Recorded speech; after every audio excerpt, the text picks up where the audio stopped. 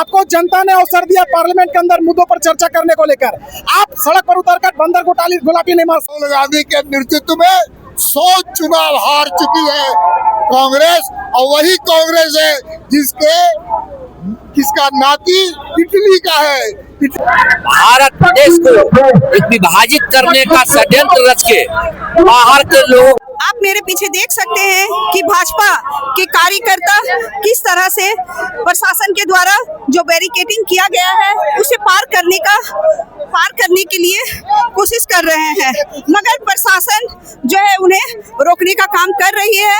मगर फिर भी भाजपा के कार्यकर्ता आप देखिए कि किस तरह से बैरिकेडिंग के ऊपर चढ़ करके उधर एक तरफ से देखा जा रहा है कि भाजपा के कार्यकर्ता इस पार है तो उस पार में अभी कुछ ही देर में कांग्रेस के कार्यकर्ता भी भाजपा कार्यालय को घेरने का काम करने वाली है।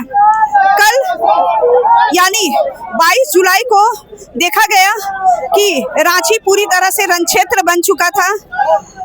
रांची में कल देखा गया कि भाजपा के कार्यकर्ता द्वारा कांग्रेस कार्यालय को घेरने का काम किया गया। उसी के पलटवार पर आज कांग्रेस के कार्यकर्ता भी भाजपा कार्यालय को घेरने के काम करने वाली है। ऐसे में प्रशासन पूरी तरह से अलर्ट मोड पर है।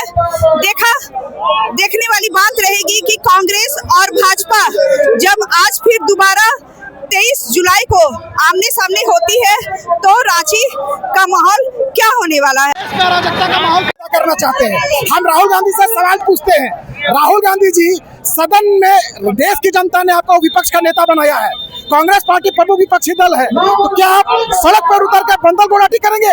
आपको जनता ने अवसर दिया पार्लियामेंट के अंदर मुद्दों पर चर्चा करने को लेकर। आप सड़क पर उतरकर बंदर गुलाटी नहीं मार सकते हैं। देश में अराजकता का माहौल पैदा नहीं करना चाहते हैं। जब भारत सरकार आपसे पार्लियामेंट में चर्चा करने को तैयार है तो भागे भागे क्यों फिर रहे हैं? इससे पता चलता है कि राहुल गांधी जी युवाओं का समस्या का निवारण नहीं चाहते हैं, युवाओं को भटकाना चाहते हैं, युवाओं के भविष्य को अधर में लटकाना चाहते हैं। हम सवाल पूछना चाहते हैं राहुल गांधी और कांग्रेस पार्टी से कि क्या गुनाह है जेपीएससी अभ्यर्थियों का जिनके परीक्षा फल में धांधली देखने को मिला है? राहुल गांधी के नेतृत्व में 100 चुनाव हार चुकी है कांग्रेस, और वही कांग्रेस है जिसका नाती इटली का है। इटली का नाती राहुल गांधी है, और राहुल गांधी इस देश पर उनको कोई प्रेम नहीं है। वो विदेशों में ज्यादा रहते हैं और जब आते हैं तो भारत को टुकड़े टकड़े करने वालों के साथ मिलकर के भारत को तोड़ने की साजिश रखते हैं। इसलिए कांग्रेस सड़ी हुई है, गली हुई है, जनता से के दरवाजे से खाली हाथ लौटाई गई कांग्रेस।